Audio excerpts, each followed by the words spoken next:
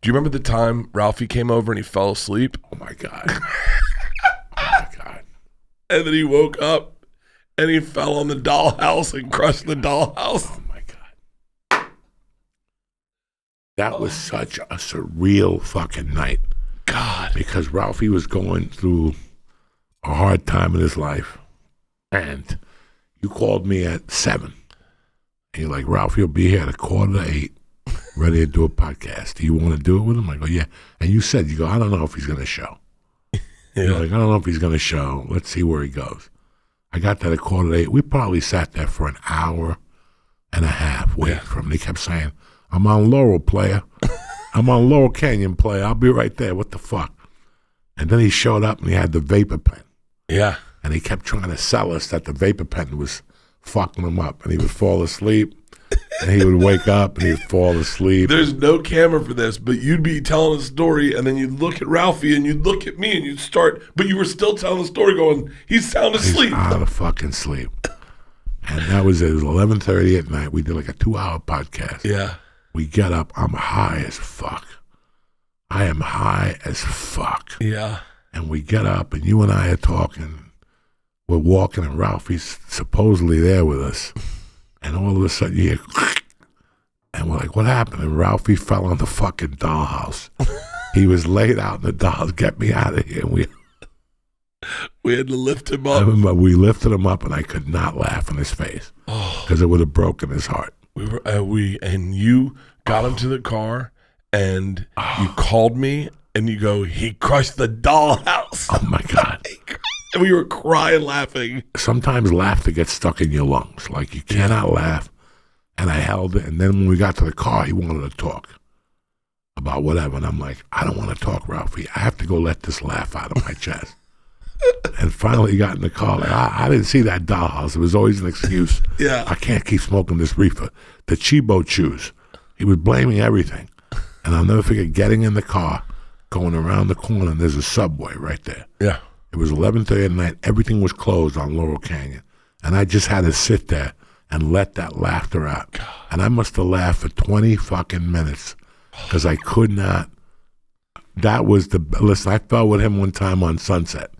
He fell with me. Yeah. Same thing. We get out of his car and we're talking. Yeah, bye-bye. And I slammed the door. And we're like, yeah. Next thing you know, I'm like, where the fuck is Ralphie at?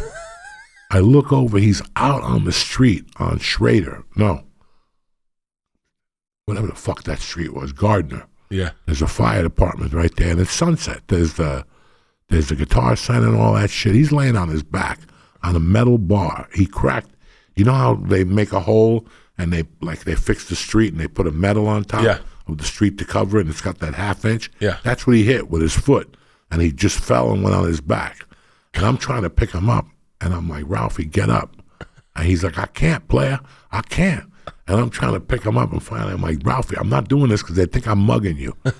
People were already starting to pull up and going, what's that kid doing to him?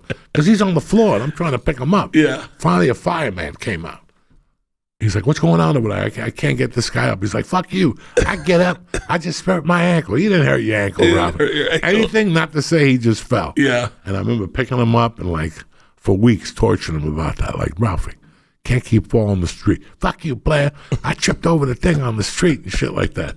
But that dollhouse night was something that I'll never forget. I'll never, ever forget how funny he was in the dollhouse. He was all crinkled up. Oh. Like he was all discombobulated. He landed it on his stomach and it flattened it.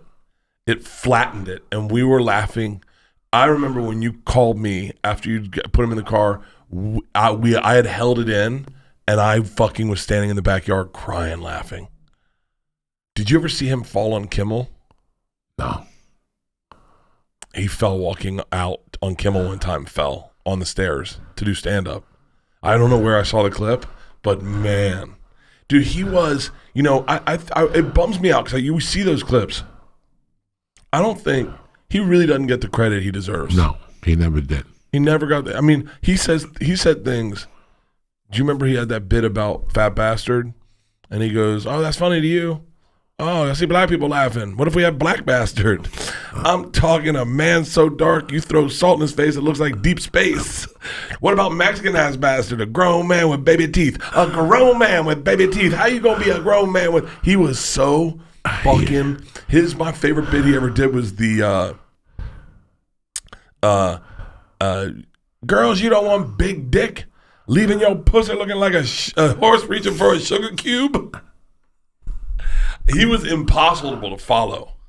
He was so likable. He was such a good guy. Such a good guy. Fucking guy. Like, people will never understand that about him. How many people he helped. How many people he just gave money to out of his pocket. Yeah. You know. I mean, he treated me like a fucking king. He would come back on Mondays with a huge yellow manila envelope filled with cash. And he would take me to a weed store and go buy whatever the fuck you want. Yeah. Meanwhile, he was spending 2-3 G's. 2-3 G's at a weed store in the beginning, where they would come in, they go, we don't want nobody else in here. Ralphie had that type of pull at the weed stores already. We were going to Cushmart, and they would know. The owner, I would call the owner and say, Ralphie's going to be there in 15 minutes. All right, I'll leave the back room open for him. Because he was going in there and dropping $2,000-$3,000, and then he would put it in his fat. Remember, he would take the bags of ounces and put it in his fat and get on a plane. Fuck, and then he got caught in Guam with the weed, and the dog died, and then he got carried off the boat.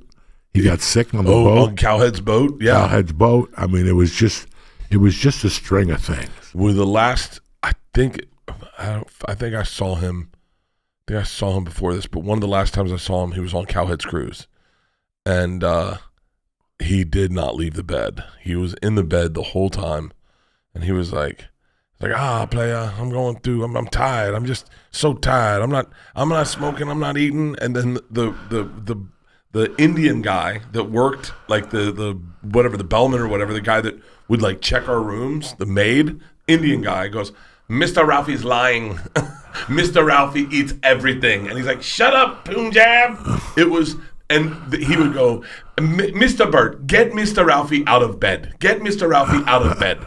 We get him out of bed, and then he did. Well, only time he got out of bed is to do stand up. And man, he was like, why don't you close the show, Bert? And I was like, okay. And he went up and he fucking put one on them, destroyed. And the guy got up on stage. I fucking ate a dick. Couldn't follow him.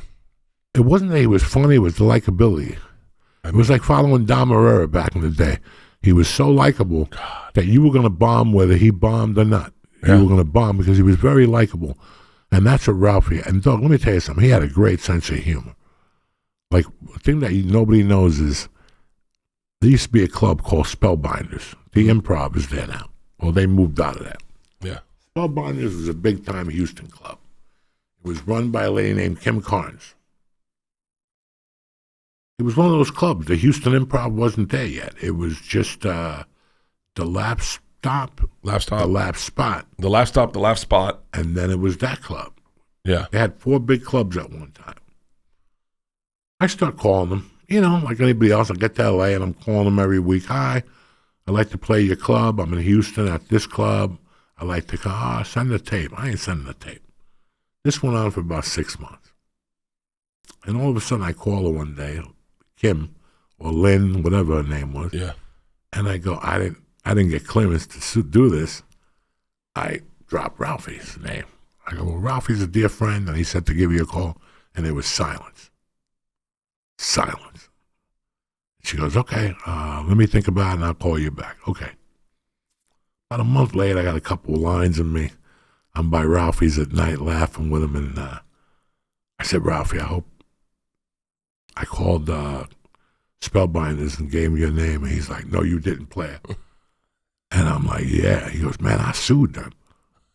I go, why you sued them? He goes, because I fell through the stage. They didn't fix the stage. And then somebody told me the story that Ralphie was up there bouncing, and the fucking stage went right down. He fell right through the stage in front of 200 people. All you saw was a little head coming up from the stage. So Ralphie sued him. I didn't know this shit. And I'm calling her using his name. Yeah. And she's like, and all of a sudden he's telling me that he went through but people were in the apartment. Yeah. Our other friends from Houston, they were saying, the stage wasn't broken.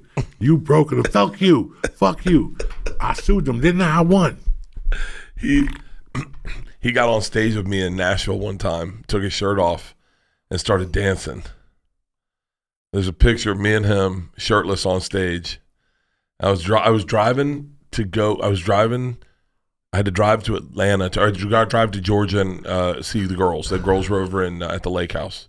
And I was driving from Nashville to Bowden, and my phone rang, and it was Joe. And he goes, "How dare you?"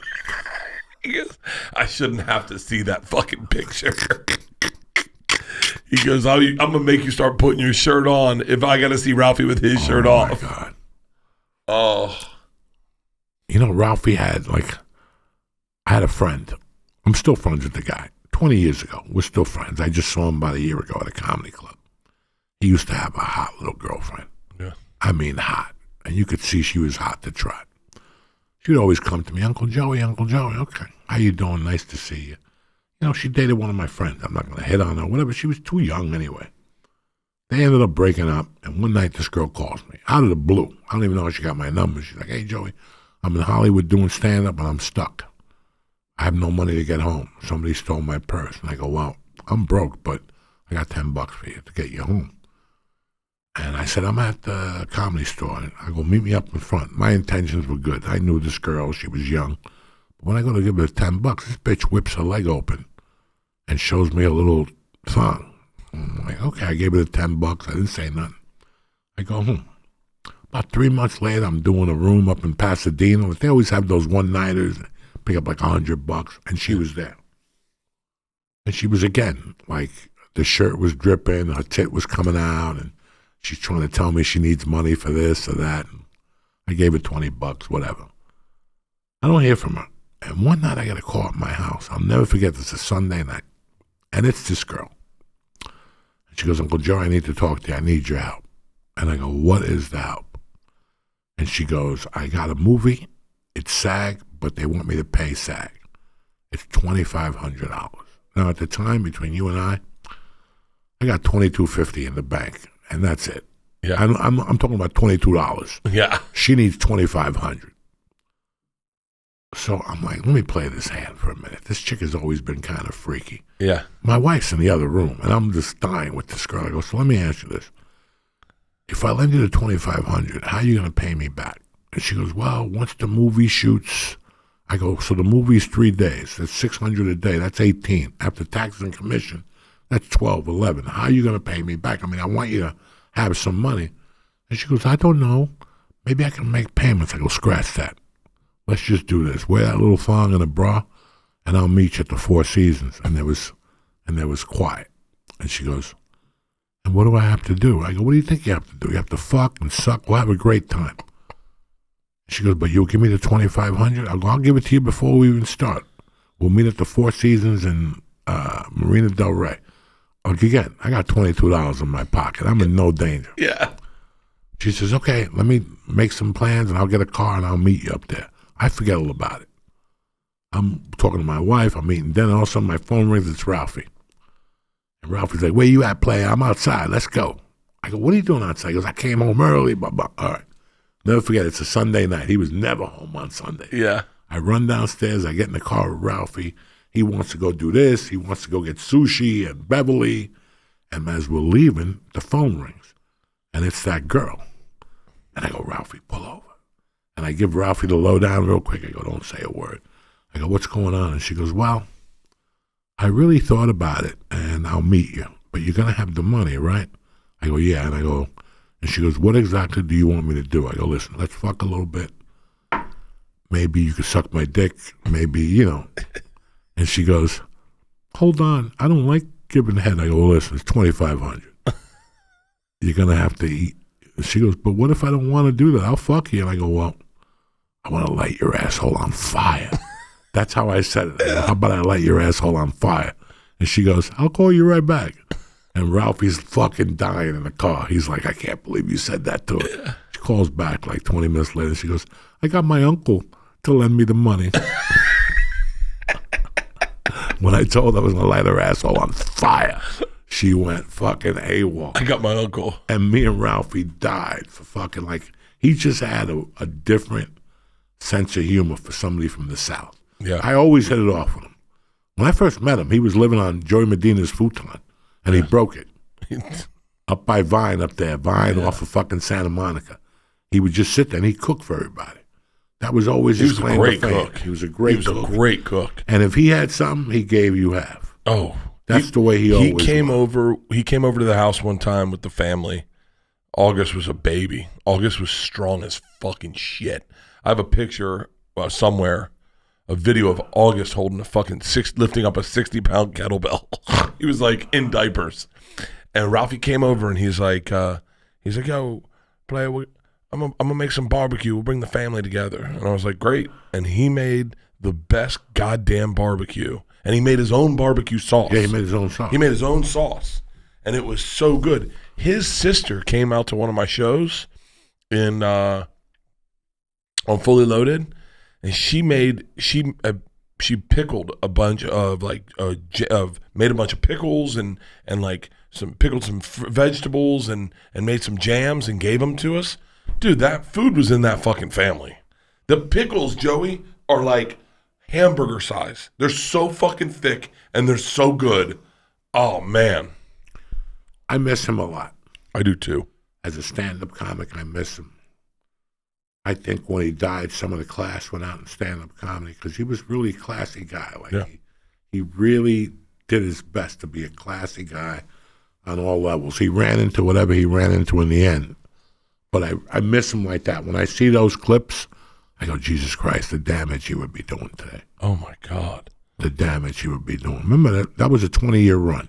He won Last Comic, 2007? He lost. Yeah, he lost. He came in second. He really won. He really won. Yeah, oh, yeah, he did. But he lost. And, I was supposed to open for him in Houston, but I got Spider-Man 2. Yeah? So that was 2003. What am I saying? Yeah, it was 2003 because George was born in 2004. I did Last Comic Standing 2, which was 2004. Okay. And, Georgia, it premiered, Last Comic Standing premiered on June 7th, 2004, because I was in the hospital holding Georgia, watching me on Last Comic Standing 2. Wow. Yeah. And I was like, man, thank God I didn't get on fucking Last Comic Standing. That would have fucking ruined me, Joey. I would have never become a good comic. I just would have been that guy who had 10 minutes and did whatever he thought America thought he should do. Ugh, it's crazy, like the little blessings. But yeah, Ralphie, man, he was just, I really do miss him. And I miss him. I miss a lot of people from stand-up. There was a lot of good people I met. We should call him and see who has his phone now. No, I don't call him. I still got his number in there, too. I've never erased it. Yeah. We lost a lot of good people to comedy, over the years. And it's like the Comedy Store. I love the Comedy Store, but I can't walk in there anymore because the piano player's not there. God, I forgot. And that's my boy. That was always my boy, whether he was gay, whatever. Right? Yeah, he had a heart attack, but he was a unique dude, and he made my career because he's the one that said, Joey, dance. Go up there and dance, and I'll play music for you. And I'm like, what? And he goes, I saw you dancing the other day in the hallway. You had me killing me. Dance up there. And it was just that. We started dancing. God. There was just too many people that, I don't know. But I do miss Ralphie. I miss Marilyn Martinez. I know her. She was a Comedy Store chick. She's the one that told me how to stop snorting coke before she died. She died like 10 days later. Really? She's like, God wants you to stop doing coke. In the middle of a conversation, we were talking, and she looked at me and she goes, God wants you to stop snorting coke. And I was like, that's the creepiest thing I've ever heard. But she never talked to me about my drug addiction. So for that night, for her to say that, it blew me the fuck away. Wow. Well, I'm glad you're doing better with the fucking lung shit. That's scary as fuck. I learned a lot from Ralphie. Yeah. Ralphie was very stand-up conscious, more than anybody else at the time. When he wore the yellow jacket, bigger and blacker, yeah. I asked him why he wore it. And he goes, because if they're watching TV, they're going to stop when they see that yellow jacket. There were so many little things he already knew. Yeah. You got to remember, he was blowing up fucking stages when nobody knew who he was, getting $200. And I saw it. I saw him go, and I would go, fuck. When that guy starts hitting, it's going to be scary. Dude. It's going to be scary. And I was right. I was fucking right. When he started hitting, it was destroying rooms. We used to torture him because in the beginning when I first met him, I would go, how'd you do tonight? And he'd go, player, I got a standing ovation. I made out with 3 chicks. And then every night he took somebody with him, the girl would always go, you didn't make out with 3 chicks. Yes, I did. I made out with the 1 chick in the back. And then in the car, she's like, you didn't make out with her. And we would just torture him. He would come to me and go, I know, Ralphie, you got a standing ovation and you made out with 3 chicks. God damn it. I did. Again, I think I had 4 and I fingered the 1 girl. He was fucking one. The creepiest thing ever happened with me and him. Because I think he did San Francisco. Did he do San Francisco? I think so, yeah. Did you do it? Did you ever do that? No, I quit. No. I quit the second night. Oh, I never could have done it, and I would have been horrible. I'm like, this is a fucking nightmare. But I bet he would have done that. Yeah. Yeah, I think he did. But because I remember doing one of the gigs with him, and we're getting on the elevator, and his keys fell, and there was a little hole on the floor, and this could only happen to Ralphie. The keys fell in that fucking hole, and we couldn't leave. He had to get a locksmith to come. Fucking open up the elevator. The elevator guy had to come. Oh, for real? And get his fucking keys, or if not, he had to make them. It was a fucking nightmare. And I remember him going, man, I only made $200. This locksmith wants $250 or something. He was like, we were fucking just struggling. Yeah. And it's so weird how I was in Vegas one time opening for Joe. This has to be 1998. He was just wrapping up news radio. Yeah. And we were doing the Riviera. The Riviera had that dirty show. Yeah. On Friday and Saturday night. And I remember on the flight there on Southwest, Slash was on the plane. I go, that's so fucking weird. Slash is on the plane. Now, it's 98. They weren't really touring at the time. I don't know what Guns N' Roses was doing.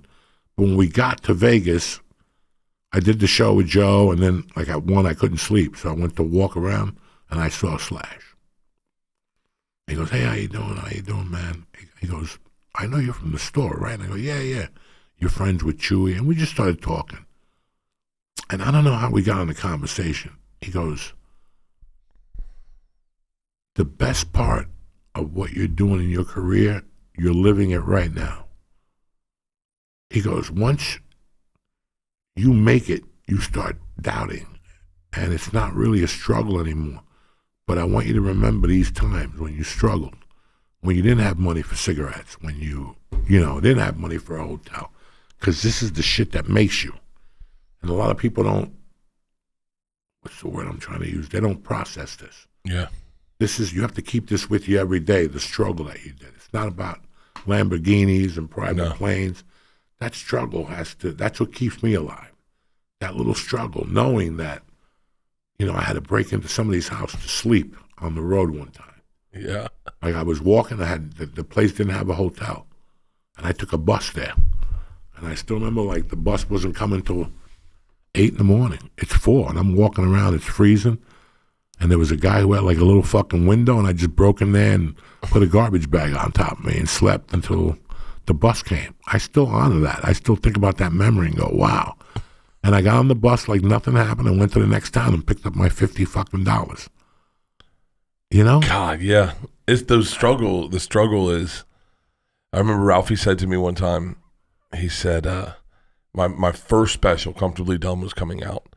And he's like, player, you better hope for a snowstorm. I said, what? It was in February. I think it came out in February. Pray for a snowstorm, Bert Kreischer.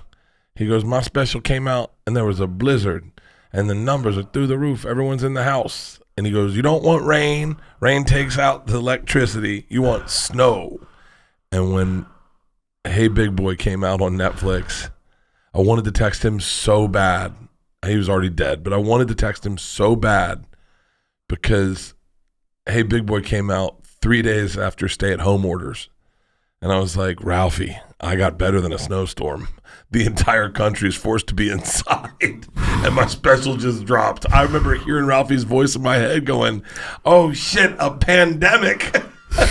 A pandemic's better than a snowstorm, player. God. Bert and Tom, Tom and Bert. One goes topless while the other wears a shirt. Tom tells stories and Bert's the machine. There's not a chance in hell that they'll keep it clean. Here's what we call Two Bears, One Cave.